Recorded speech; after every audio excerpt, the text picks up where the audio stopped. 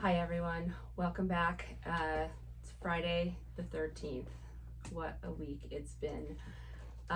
Today, every day is a new day with new information. This is a very fluid situation and we're trying to really stay on top of it for all of you and give you the best possible medical and scientific advice to keep everyone's fears at bay and to keep us all healthy and safe. So today we're going to talk a little bit about panicking versus preparedness. Panic versus prepared. Right. Let's hit it, Annie. Anything you want to add as we start this crazy day? So what do we need to have as far as supplies go? And I'm talking food and or medicine, and for how long, I guess, is the first question. So 2 weeks. If you're going to be quarantined or isolated, it's going to be for a minimum of 2 weeks, I should say. So in terms of water, right now, today, I don't anticipate that we're going to have any cutoff to the general water supply. So I don't think you need to stockpile like a whole container, a whole septic tank or whatever. Not a septic tank. What do they call it? Those giant like wells, a well of water. I think just some basic supplies. That was my allergies, not coronavirus. And do we need a Brita? Would you recommend a Brita? No, I think you're fine just getting water from the tap. But I do think you should have food on hand for your family. And I don't think you need to go buy every single, box of pasta in Vons or like 36 pounds of rice if you have a family of 3. You just need to be reasonable because we have to also think about the rest of the people in our community. Stockpiling all this stuff is not going to be helpful when people are in need. Remember, we're all part of a greater community and we need to not only protect ourselves but each other because, these are very unusual and distressful times, and we're going to need to rely on our neighbors, our friends, our family, and so we have to remember to be thoughtful of one another as well. And so don't wipe out the entire shelf of everything you see at the grocery store just because it's there and you see it and it's in supply. What about medicine? What kind of medicine should we have on hand? So I would have fever reducers and medications like Tylenol, Motrin, Aleve, whatever you prefer. I'd have that in supply for 2 weeks for you and your family. If you like cough suppressants, decongestants, nasal sprays like Flonase are sometimes helpful, depending again on your situation. If people tend to have allergies like I do, then those can also get worse if you come down with a respiratory illness. You can get more congestion and sometimes that helps.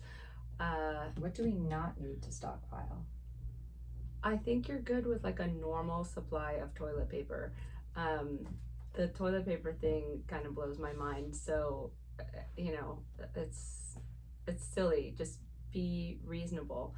I do think, a lot of the stockpiling, a lot of canned and processed food, it may not actually be the best thing for you. What I've been doing is I've been buying a lot of veggies and making soups that I can freeze that are healthy so that I know, if in the unforeseen circumstance that I need to be quarantined, that I have healthy foods available to me and my family.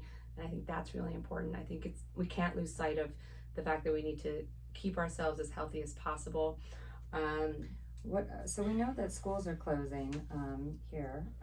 What would you recommend to keep your life normal, home with your kids, with your family? I think when you and I were talking about this earlier, you had the best answer to this. Well, my recommendation would be to sort of structure your day. You're not going to have your kids on a device all day long. Like if they're missing school, there would be reading time. There would be outdoor time, right? Recess. Can we go outside? Can they go out and play outside? You can definitely go outside. I don't recommend congregating with a lot of other people outside, but nature is a great way to combat stress at this time. And go for a hike with your family, go to the beach. Obviously, like I said, don't hang around with a bunch of other people, but all those things you can do you can do safely. So nature is our best friend right now. And also, if you're working from home, sort of structure your day around, like, go to a dusk. Try to get some work done. I mean, if you're gonna have your kids home, you want to structure your day so you're not, just sitting watching Netflix, eating cookies, right? Exactly. Yeah. So that's the worst thing you can do is just to really let your healthy habits slide at this point. They've never been more critical. The other thing too is, and we've been saying this a lot, is if you're feeling the least bit sick in any way, I don't even care if it's just a sniffle, stay home. I can't stress this enough. Stay home. Don't show up at your primary care doctor's office. Don't show up to the ER. We've had a couple instances in our community where people have gone to primary care offices and they've been sick, or they lie about their recent travel. You have to think about the greater community. You have to think about the healthcare providers that are out there trying to help you, and be respectful of them, and remember that they have families too. And if they're down for the count in a quarantine, then we've got some serious problems on our hands. So that is a big deal, and we're seeing that a lot. So if one family member of yours is sick, what should you do? Are you kind of keeping them? So if one family member is sick, then that you should have a area or room in your house where they can stay in isolation. If they're confirmed with COVID-19, then the county health department will get involved and you will all be quarantined.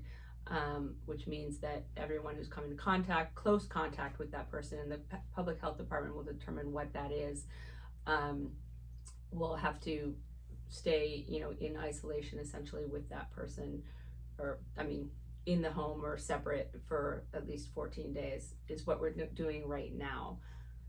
So obviously anxiety, stress, depression, it's heightened right now. What do you recommend for people to deal with, and what's your advice for prescriptions? Should people have prescriptions filled, especially to treat respiratory? Well, yeah, depression. For anxiety, depression, if you're on medications already, I would definitely get those refilled. Make sure you have enough of those. Additionally, any medications that you have, you should always have them on hand regardless, but now is probably a good time to make sure that you have enough of a supply for at least 2 weeks if you can't leave the house. And then additionally, I think most critical, if you have any underlying respiratory illnesses, make sure you have your inhalers refilled, and that you have all those medications readily available to you. We were also talking about how it might not be healthy to binge watch the news all day long, Yeah, and not everything. So what I've been reading a lot is about not just the viral pandemic, but the info virus that is happening now. So there's a real lack of reliable information out there. And yesterday we did an episode on all the myths and rumors going around, and that's really fueling the public panic. So you have to be very careful about what you're reading on the internet and where you're getting your information. I wouldn't rely on a random Facebook post or, an untrusted source. The CDC is putting out some good information, World Health Organization. A lot of local physicians and natural physicians and physician groups are trying to get information out there. That's what we're trying to do. And like I said, what I may have said last week may not apply today, and it's changing all the time. So that's why we're doing this. We want everyone to follow and stay current, and we are open to taking questions as well. We are in the process of switching all of our care to telemedicine and virtual health visits, and we do that a lot anyway, so we're well equipped to do that. I know not everybody can do that, but we are still doing that and taking new patients through telemedicine and virtual health so we can minimize our exposure and protect our staff and our community. What do you say to someone who's feeling very anxious about a staycation? They don't want to be home. What would you recommend they do with their time? How would they manage the stress of that? That's a good question. Right. If you can cook, get in the kitchen and cook. Yeah, spend time with your family. It's really upending everything that we've ever done and known in normal routine. And so I think that's going to be hard for a lot of people, but I think we need to think about what's important right now. Our families and our friends are important, and staying contact, reach out to friends, reach out to family. Yeah. Via the telephone. Yeah, telephone, text, I mean, FaceTime, all that's FaceTime. still very available to us and will probably keep us sane through all of this.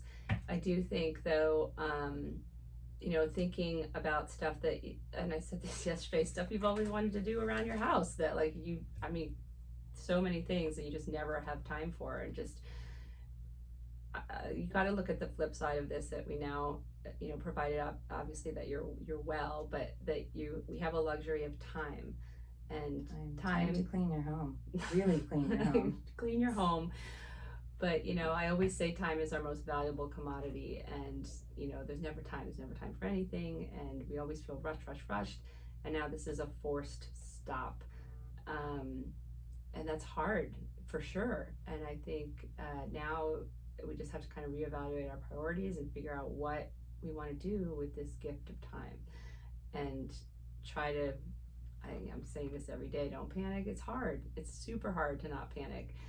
But if we can take a moment to clear out the noise and realize we now have a gift of time, and so we can reflect, you can write, you can journal, there's a million things that you can do with this time. And I think that's probably a very important piece to remember. There's some other, what else did you have, Annie? I think there's some other issues, some other stuff in terms of preparedness. So again, avoiding public areas, public transportation, staying away from others. So the social distancing, Annie's really excited about social distancing. Look forward to it. Yeah, so, trying to avoid crowds, shaking hands, I still see a lot of people shaking hands. I'm refusing to shake anyone's hand. I'm doing an elbow bump. So I think we need to take that a lot more seriously. Hugging, kissing when we greet new people is probably more critical than ever. And what else do we have here? Again, hand washing. Again and again and again. Oh, masks, hoarding masks. Okay, so this is a big deal. It's impossible for any healthcare provider right now in the United States to find an N95 mask. I can't tell you how distressful this is for us. As primary care doctors, the hospital next door, these kinds of shortages are not good. So I don't know what to say about that. I think we have to just, again, be mindful of our community and think about how what you are hoarding and stockpiling is affecting the supply chain, and how it's going to affect your healthcare providers, the people that you want to be there for you when you get sick. And so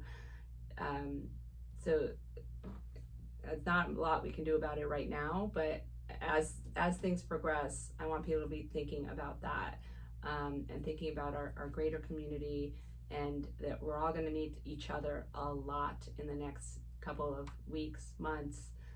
This is going to be a while. This is going to be at least a month for sure, and we don't know how much longer. And testing is hard to come by. We can talk about testing for a minute. Did we talk about that yesterday? No, we didn't talk about testing.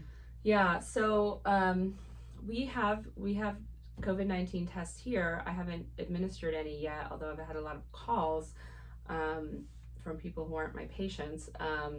But there are very few tests to go around, and it's definitely a problem, but it's not a problem that's going away anytime soon, so we have to get over it. And ideally, if we had 350 million tests and everyone in the country would be tested, we'd be doing that, but we just don't. And so there's a lot of uproar on the internet that I've been seeing about people who want to get tested and can't. The reason why we as physicians and primary care providers have to restrict our testing is because there aren't enough tests to go around, and we have to think in medicine about what we do regarding testing and how it affects the end game, the treatment. So if you have a mild illness, or you're even moderate illness, and you're able to manage your symptoms at home, and you can isolate yourself, and you don't need to get critical care in the hospital, then nothing's going to change whether I test you or not. We're not going to have those results for 3 or 4 days, and the end result is going to be the same. There's no treatment, there's no vaccine right now. So if nothing's going to change, we're not going to waste a very limited resource on trying to name it. The result is still the same. You're going to stay home, you're going to isolate. You're not, the very important thing we want to do right now is not overwhelm the healthcare system. As I was saying yesterday, we're already stretched really, really thin with flu season and just the general state of American healthcare. We're overwhelmed. We have been for a long time, and we need to make sure our hospital beds and our ERs are available for people who are critically ill. And I know that's hard, and I know when we're feeling sick, if you've always been healthy and you start to feel a little sick, you feel, you're the same way. You're like, I'm dying. I mean, Annie's a total hypochondriac, so she'll come in every day. Before all this, she'd be like 3 times a week at least. Annie's like practically on death's door, and we have to talk her down. And so I think, and I understand that. I'm sick. I'm well most of the time. If I catch a cold, I feel like I'm dying, and I know I'm not. And so we have to just keep things in perspective. You want to talk about your hypochondriac tendencies? No. You fairly held it together this week. Thank you. I'm really impressed. I mean, not one time has Annie told me she's dying this week, which is, I think, this week. It's a first in like all the years I've known you. So Thanks. So I'm glad you can come through in an emergency. Thank you. But yeah, anything else? No. What do you think? I think we're good. Until tomorrow. Until tomorrow, yeah. Face masks also. You don't need them unless you're sick. Again, another thing, like we were talking about earlier. I just want to touch on a couple more things. Let's see. I think we talked about schools. We talked about changes in your workplace. So a lot of people are now working from home. And that's going to be a little harder to balance with school and work. School's being closed, work being closed. Everyone's all together. You can get on each other's nerves. You want to talk a little bit about... that's where we were talking earlier about the structuring. So if you kind of like carve out some time to get your work done, go to your room, go to an office, make sure your kids have an activity. You really want to stay productive. You want to eat well. You want to hydrate. And if you can get outside and move, do it. Yeah.